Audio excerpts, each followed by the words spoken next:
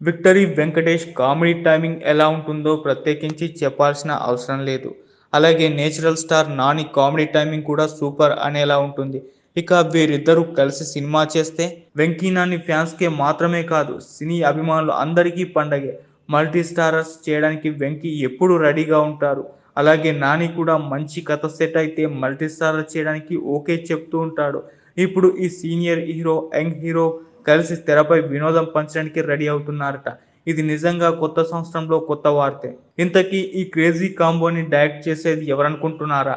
మాటల మాంత్రికుడు త్రివిక్రమ్ శ్రీనివాస్. అవును, త్రివిక్రమ్, వెంకీ నటించిన 'నువ్వు నాకు నచ్చావు', 'మల్లీశ్వరి' చిత్రాలకు కథ అందించారు. ఆ సినిమాలు బాక్సాఫీస్ దగ్గర సక్సెస్ అయ్యాయి.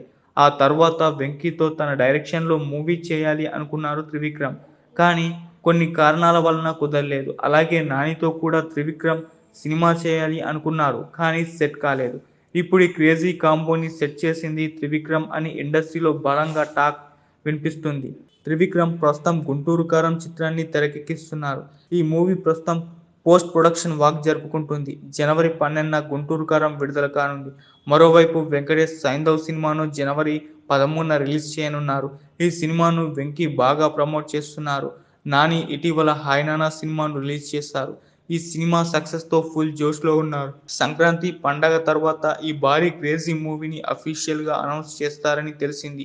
మరి ఈ క్రేజీ కాంబో మూవీ ఎంతవరకు మెప్పిస్తుందో చూడాలి.